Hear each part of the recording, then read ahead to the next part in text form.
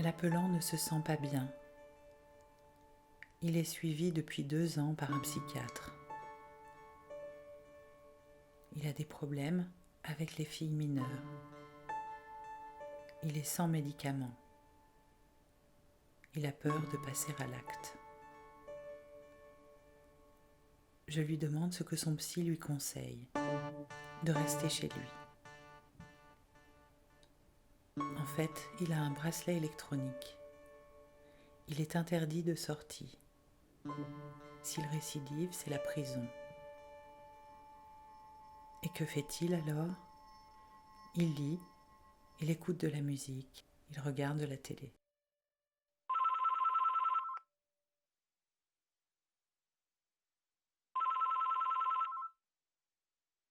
L'écoutant se sent souvent très impuissant avec les appels actuels qui sont toujours de plus en plus difficiles. Mais on peut retourner un petit peu la situation et se dire que quand on a eu un appel très compliqué, qu'on sent que l'appelant est tout de même beaucoup plus calme, n'est plus dans une situation complètement de délire où il part dans tous les sens, on peut se dire c'était vraiment bien que je sois là à ce moment-là. Elle veut sauter par la fenêtre.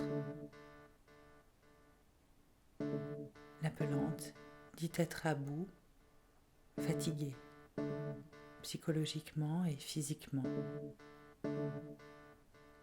Elle est en dépression depuis un certain temps et n'a plus goût à rien, plus goût à la vie. Si elle se force à rester en vie, c'est pour sa famille. J'essaye d'évoquer des choses positives. Tout ce qu'elle met en place pour s'en sortir.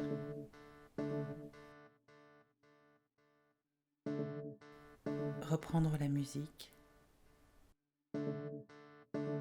Retourner vivre chez sa mère. Se forcer à faire des balades. Voir des amis.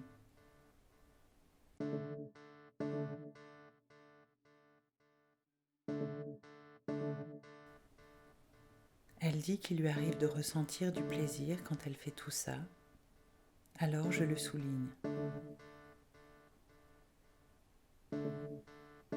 On sent qu'elle écoute vraiment ce que je dis, alors je choisis bien mes mots. Je sais que je dépasse largement le temps imparti, mais comme je vois qu'il n'y a pas d'autres appels, et que l'appelante fait quand même peur, je la garde au bout du fil.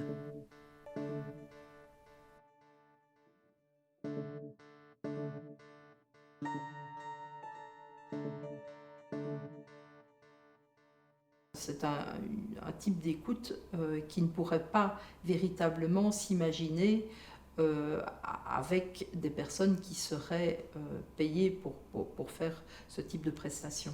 Alors il m'a dit oui. Et là, je ne me sentais pas très bien intérieurement parce qu'en fait, parce que je sentais sa détresse, je la percevais, je la ressentais. Mais la question que je lui ai posée par la suite, c'était donc assez vite.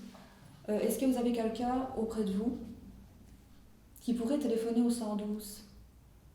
Il m'a dit non, je suis seule, j'ai personne. Et il m'a demandé, est-ce que vous pourriez téléphoner pour moi ? J'ai dit non, nous ne pouvons pas faire ce type de démarche. Donc je vais vous demander, j'ai très envie de vous écouter, mais ce que je vais vous demander, c'est de raccrocher assez vite et de faire le 112 et de me ressonner par la suite. Mais il n'a pas ressonné.